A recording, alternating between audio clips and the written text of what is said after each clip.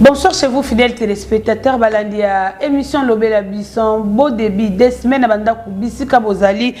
Téléspectateurs et émission Lobela Bisson, bah, peut sans confiance sur la émission, mon connu, c'est RTMV, pour la hôtel actualité politique et ambo cannabis. Tout le monde mission pour la politique, bah, cadre parti politique pour faire des analyses et la question politique que vous Koleka.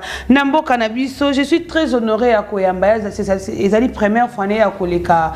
Na plateau émission deuxième fois na plateau émission Lobela Biso mais c'est Nestor Balunga Ben au Italie actualité politique ya mboka na biso et pourquoi pas parler aussi na Italie politique ya jeunesse na mboka parce que tu na consultation nationale na conseil national de la jeunesse ba utaki na consultation ko consulter ba couche nyonso jeunesse ko pesa ba proposition pour na ko améliorer situation ya ba jeune ya ko améliorer situation ya bilenge na mboka na biso République démocratique du Congo. Caroline expliqué de faire comprendre l'autre fois la difficulté à s'exprimer na lingala moi mingi me coutume ya monsieur ça na lingala à essayer quand même comme ça moi na lingala mais bon comprendre être français cause la moi mingi parce que lingala les autres semble difficile mbote mon mboka. Bonjour, merci. Bon début de semaine. Merci pareillement madame. Émission moi je vais poser des questions tantôt dans lingala et moi en français pour permettre coutume émission to dérouter en côté moi en mboka ben to directement dans Italie coup d'état de jouer à mon mboka Félix Tshisekedi. Pensez-vous que coup d'état est qui réel dans mboka la chose ali mangungu de ko Félix Tshisekedi pour glisser en 2023? Merci beaucoup pour cette question qui est pertinente. Ouais. Qui est à la une congolaise. Ouais. Je pense qu'il n'y a pas de fumée sans feu. Et lorsque j'avais répondu à la question de savoir ce que le président attendait pour stabiliser la partie est de la République, ouais, j'avais dit qu'il était la personne la mieux informée ici chez nous en RDC. Et donc, ce n'est pas une plaisanterie. Alors qu'il a placé sa confiance à son conseiller spécial en matière de sécurité. Ouais. D'emblée, on les soupçonne d'avoir orchestré ces coups que nous ne devons pas encourager parce que ça va porter atteinte à la sûreté de notre État. C'est quelque chose que nous devons décourager et parce que ce sont des institutions démocratiquement établies. Et ceux qui veulent renverser le régime tshisekédiste doivent attendre les élections de 2023. Ouais. Orchestrer ce genre de coups, ça ne peut pas nous aider à avancer. Et pensez-vous que Ndeko François Béa qui orchestré coup d'État contre les chefs de l'État, dans la manière où, à ça quand même, tout le monde a en matière de sécurité, il peut faire quelque chose pour échouer après, mais c'est un complot contre François Béa. Bon là, j'ai dit tout est permis parce que chacun de nous a ses aspirations et ses attentes, ce qu'il attend et ce qu'il compte faire pour sa vie. Vous allez voir que n'épargne personne, il a aussi ses ambitions. Peut-être qu'il a trouvé mieux en s'associant aux gens qui voulaient réaliser ces coups pour peut-être monter les échelons.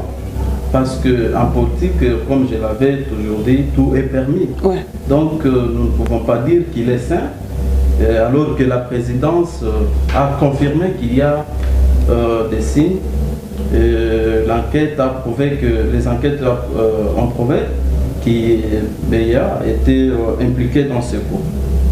Donc nous devons attendre le verdict qui nous sera communiqué encore par la même présidence parce que nous les faisons confiance. Ouais. Et nous ne voyons pas pourquoi on peut chercher à déstabiliser, fomenter les coups contre Béa alors qu'il était dans l'ancien régime. Peut-être pour nous écarter loin un chef de l'État pour amener notre personne venir auprès du chef de l'État. Mais c'est lui qui place sa confiance à des personnes qu'il nomme sur les chefs de l'État. Moi, je pense qu'il y a eu réellement des signes qui ont prouvé que Béa a été impliqué. Et s'il est impliqué, ça veut dire que tous les caciques qui ont traversé pour adhérer à l'union sacrée, ouais, le chef doit attirer beaucoup d'attention. Et pensez-vous que le président Félix est en danger avec ces coups d'État déjoués? Pensez-vous que l'ennemi aura encore une stratégie pour venir faire les coups d'État de tout le monde à Bamboka Moussous?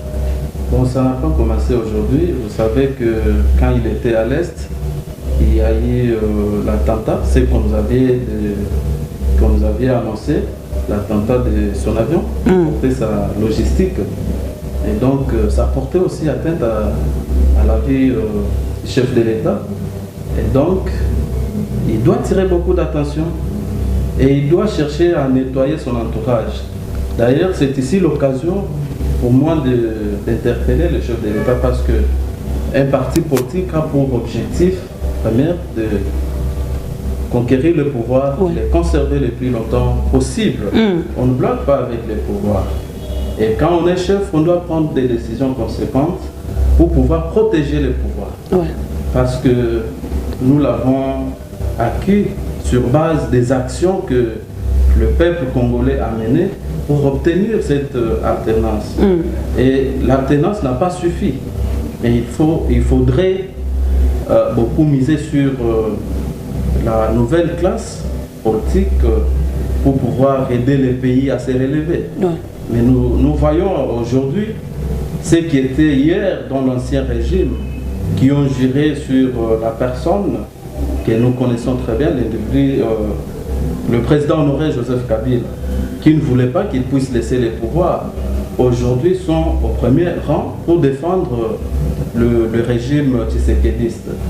Et là, nous qualifions cela comme des plaisanteries, parce que ces gens-là, ce sont les mêmes personnes qu'on a décriées, qui n'ont pas bien géré notre État, mais en les voyant encore se positionner et devenir au centre même de ces régimes, ça commence à inquiéter. Parce que le même cause produisent le même effet. Et moi, je ne pense pas qu'ils vont changer la méthodologie de pouvoir faire avancer les choses. Et pensez-vous pas que le président Félix va s'échapper par rapport à son échec en 2023 en disant que je n'ai pas eu le temps de travailler, je n'étais pas à l'aise pour rendre ce que la population me demande avec ce qu'on vient de nous parler sur les coups d'État? Bon, moi je ne peux pas cautionner ça en disant qu'il veut justifier son échec. S'il a échoué, c'est parce que jusqu'à ce jour, il ne parvient pas à concrétiser ce qu'il est en train de dire. Néanmoins, moi je lui dirais tout simplement que... Les chefs ont l'habitude de trop promettre et ne pas réaliser après. La vie et la mort sont au pouvoir de la langue. S'il veut réussir, il doit tenir compte de sa parole et de ses promesses. Mais dire qu'il est en train de faire tout pour justifier son échec, je ne trouve pas, parce que lui-même est conscient. Mais c'est parce qu'avant c'était les FCC qui bloquaient, mais maintenant les FCC n'est plus avec lui ensemble.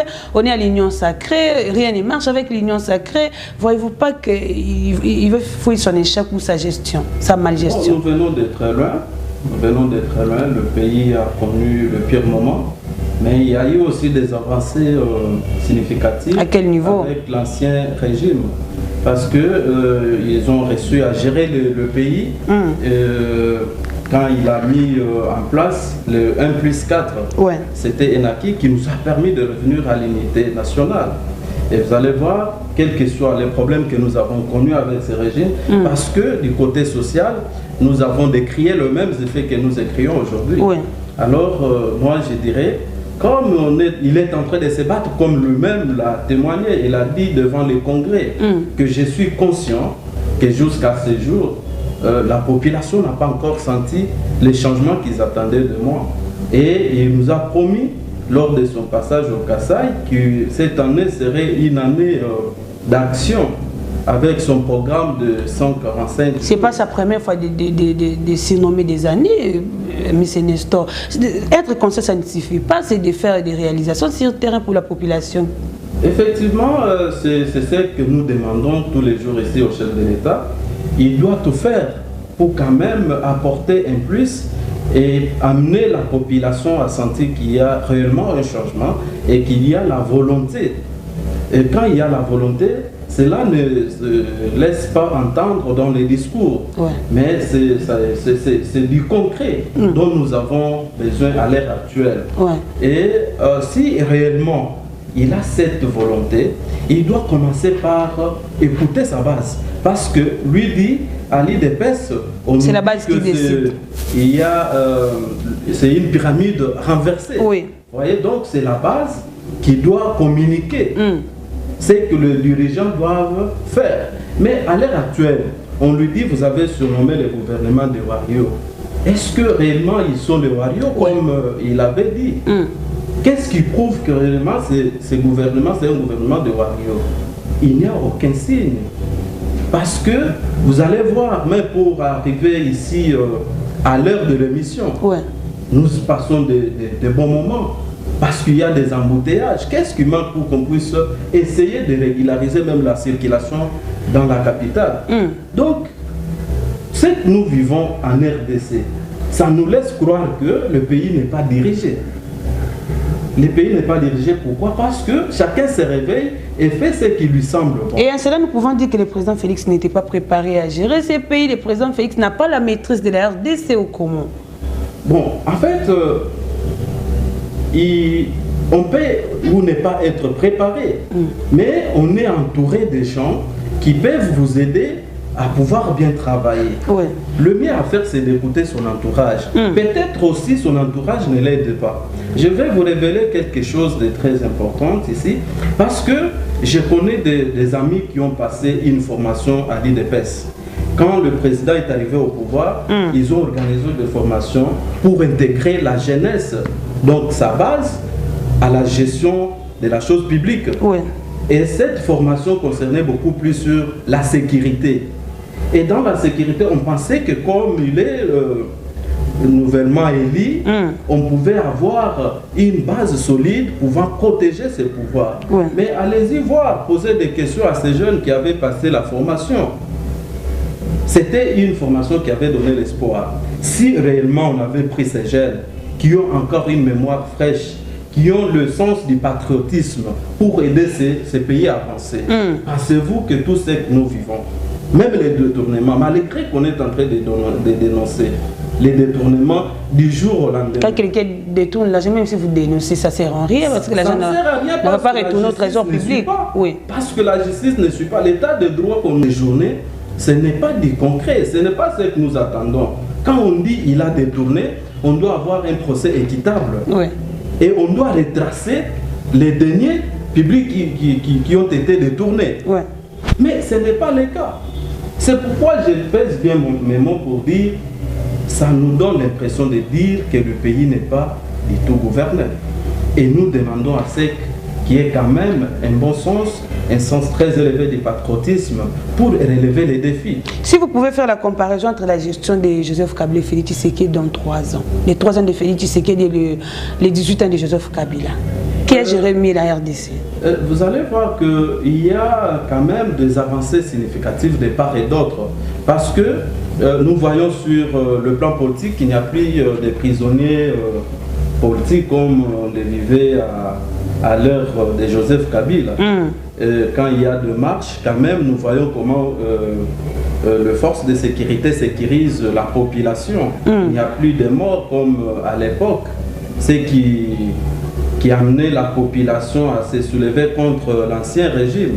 Mais dans l'ancien régime, vous allez voir qu'il y avait aussi la stabilité du cadre macroéconomique avec le Premier ministre Matata Ponyo, qui reste d'ailleurs d'actualité. Parce que depuis que Matata a quitté à la tête du gouvernement jusqu'à ce jour, il n'y a personne qui vient avec une vision claire.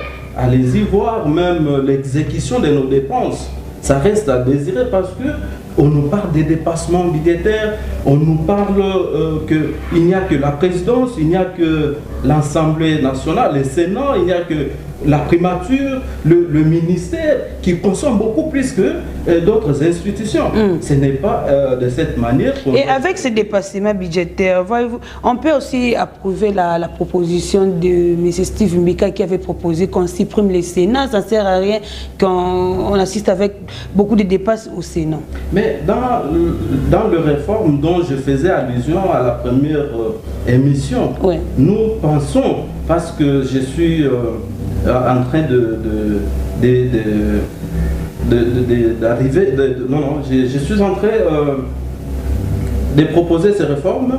Je suis aux côtés de son Excellence le ministre honoré de la coopération, Pépin Guillaume Mandjouri, qui a marqué les esprits lors de son passage au gouvernement Sam Lukonde.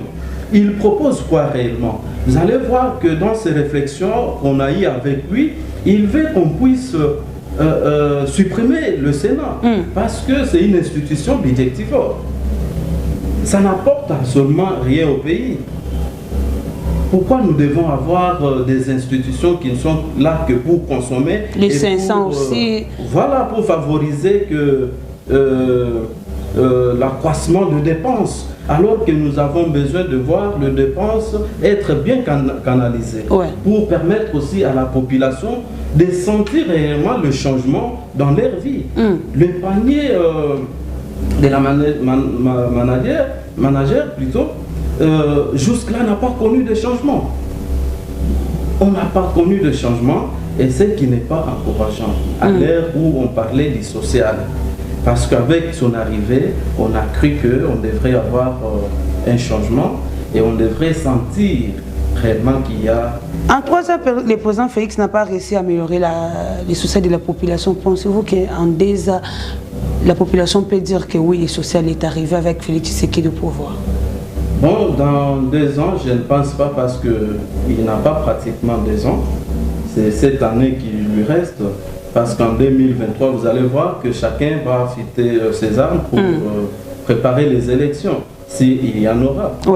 Et donc, même lui, il est conscient qu'il va tout faire pour conserver les pouvoirs.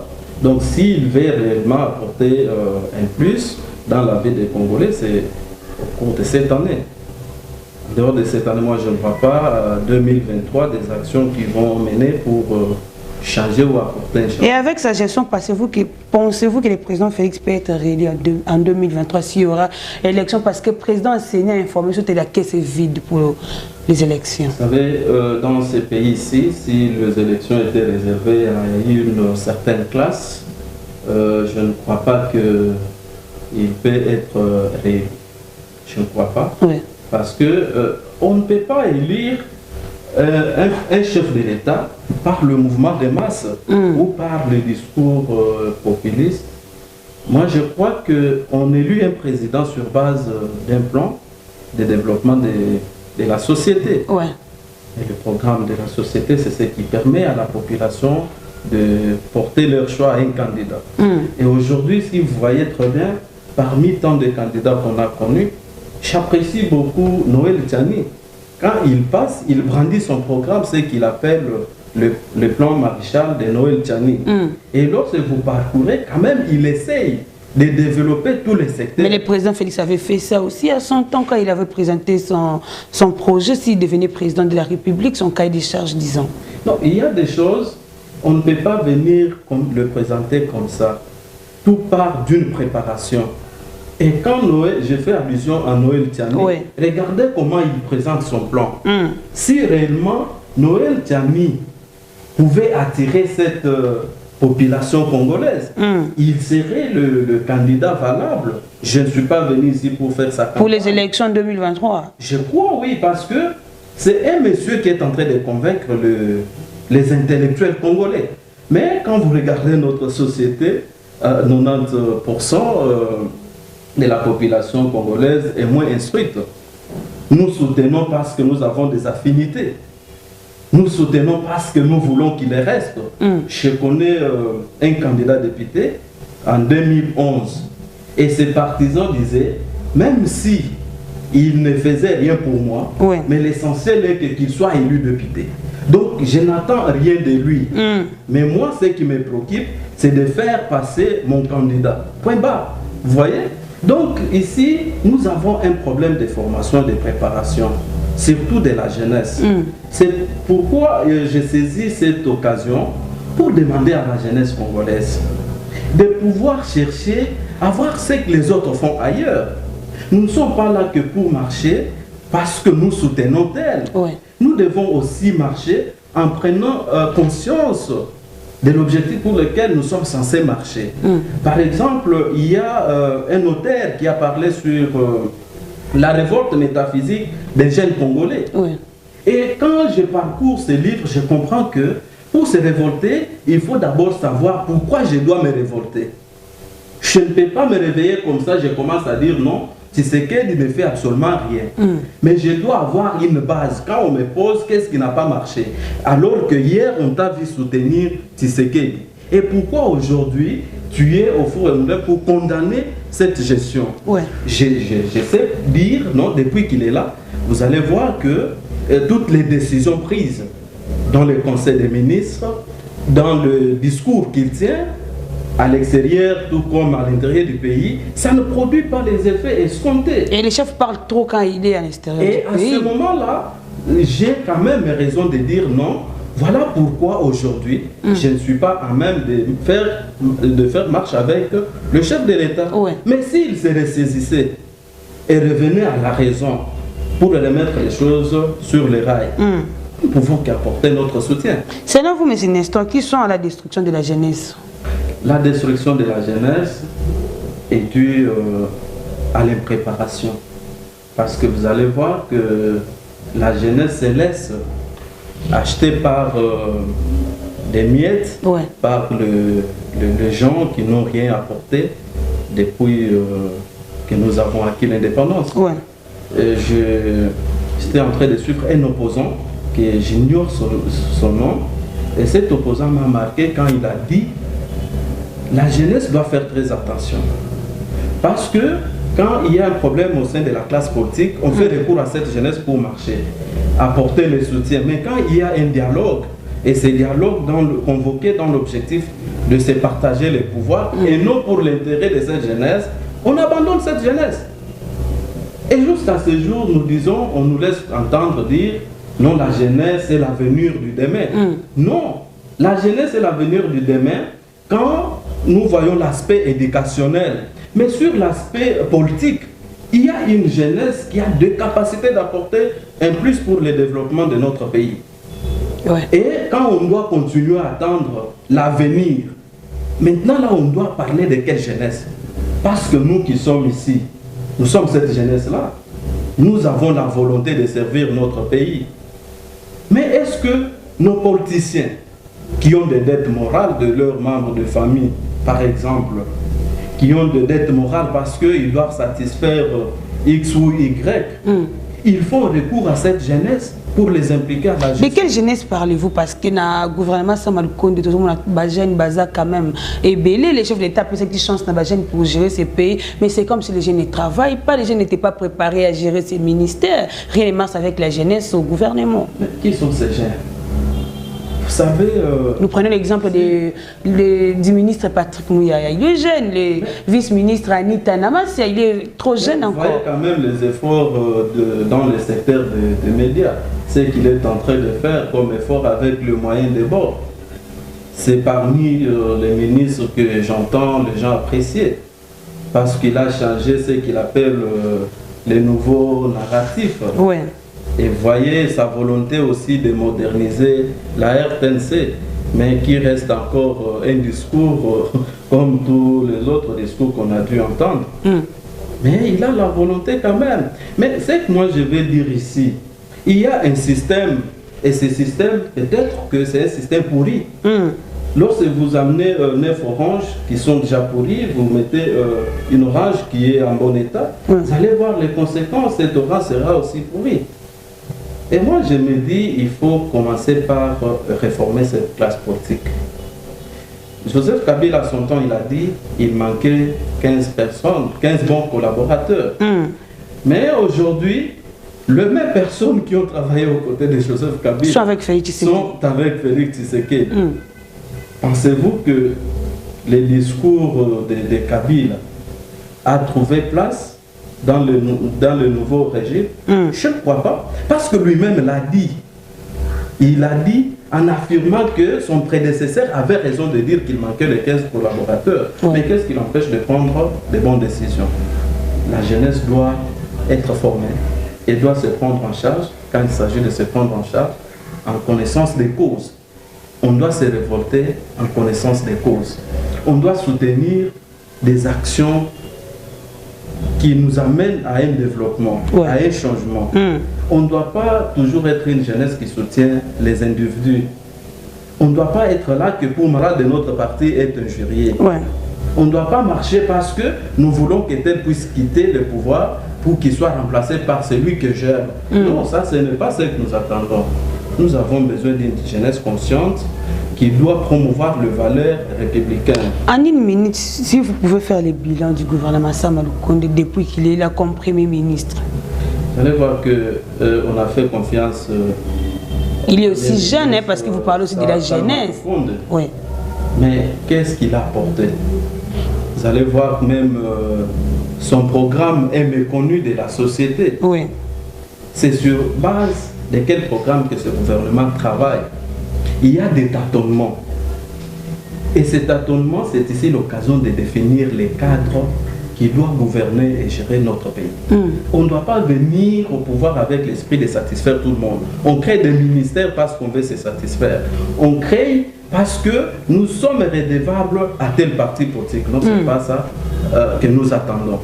Nous devons faire comme dans d'autres pays. Vous arrivez, il y a déjà un programme déjà établi et vous continuez sur base de ces programmes. Mais quand on vient, on commence par détruire ce que l'autre avait déjà fait pour se remettre encore à reconstruire. C'est un grand travail. C'est un grand travail.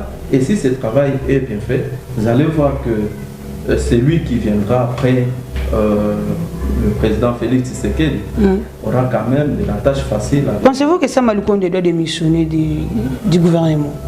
Non, nous on attendait déjà qu'il devrait démissionner parce que ça ne sert à rien de s'éterniser à la tête du gouvernement alors que le travail qui lui était confié n'a pas été réalisé. Mais quand Sama Lukonde a démissionné, beaucoup moins été retardé encore Makambo Belé en nommant encore une autre gouvernement avec Félix Tshisekedi. Ça reste 2 ans. Bon, mieux tard que jamais. Ce que nous voulons, c'est le changement. Nous ne pouvons pas faire de culte des personnes. Il n'a pas apporté grand-chose. Il n'a qu'à démissionner. Il n'a qu'à démissionner parce que même s'il est resté 1 minute pour que le mandat puisse prendre fin, mais qu'on puisse sentir quand même qu'il y a un changement. Regardez même la circulation, madame. Je suis seulement dans le secteur des transports. Il y a des embouteillages, rien qui est fait à la ville. Vous allez voir, ceux qui créent aussi les embouteillages, ce sont le membre du gouvernement. Parce qu'ils empruntent des banques qui ne sont pas appropriées. Et je me pose souvent la question quand je vois ces gens-là emprunter des voies contraires. Je me dis, ils ont quelle urgence? Parce que nous ne sentons pas que ces gens-là travaillent pour l'intérêt de la population. Il faut mieux attendre, comme tout le monde. Vous allez arriver, entrer dans vos beaux bureaux climatisés et vous faire des selfies. Après, sortir et rentrer à la maison parce que c'est ce qu'ils sont en train de faire. Mais en réalité, la population est en train de souffrir. La population congolaise souffre beaucoup. Avec l'insécurité à l'est du pays, pensez-vous qu'il a décidé vers la balkanisation avec Félix Tshisekedi?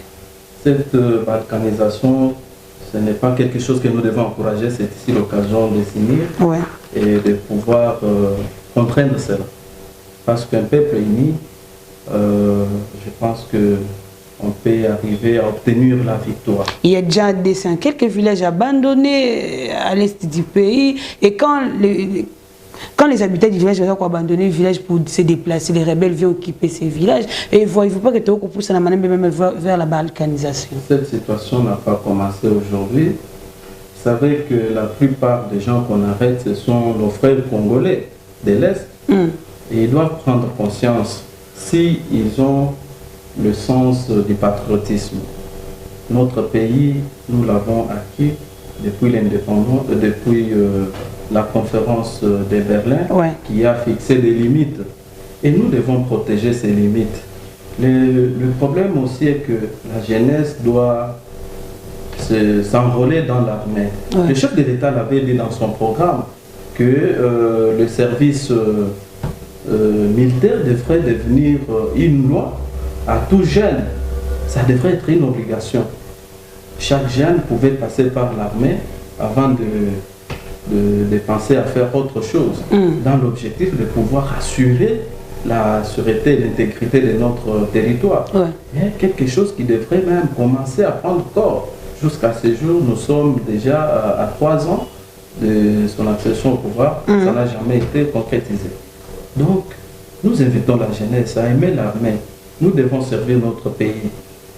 Et servir notre pays, c'est accepter de se sacrifier, comme l'a fait Patrice Emery Lumumba. Il a pris son courage pour défendre notre pays et il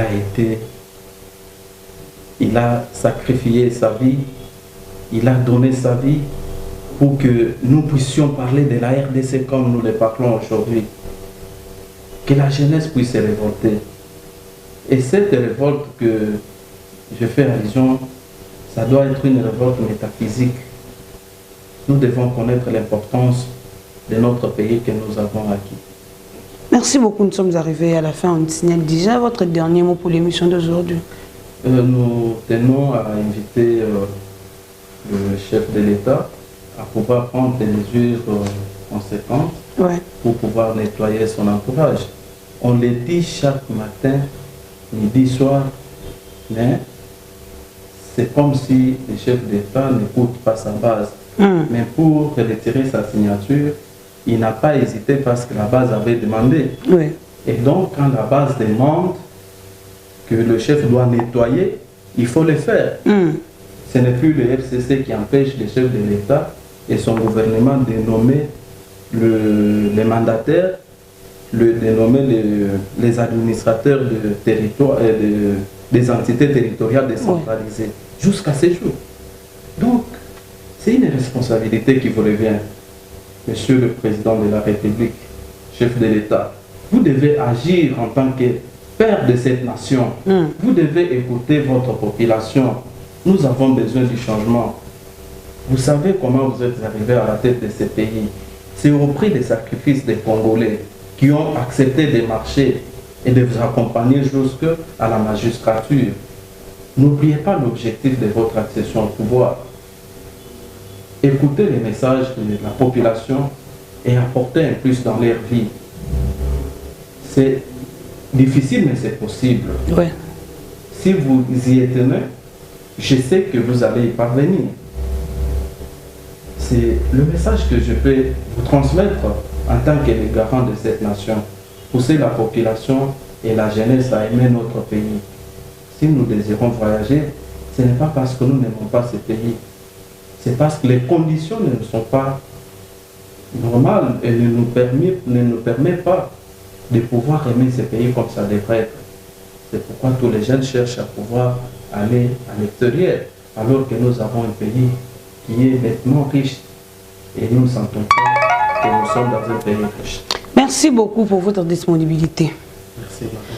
Bon, constaté que comme na soukaya émission na biso plaisir zaki yango ko mais c'est Nestor Balunga Ben ou pas analyste politique indépendant to so na Italie actualité politique ya mboka na biso mituni zalaki bo pese ki to tuniepe à répondre na mituni bo pese ki neti to zali satisfait na bandaku na ba réponse oye apesi. Merci beaucoup na caméraman compétent accompagnant mo konyo sur émission ndeko Jamaes na sima ya caméra ndeko de merci vous mina montage peut trésor yala na réalisation. Merci beaucoup avec Alphonse Loé, c'est mon papa biologique, puisqu'il y a un peu de mbala si ma peine invité à Sika pour l'émission Nobel Abisso. Au revoir.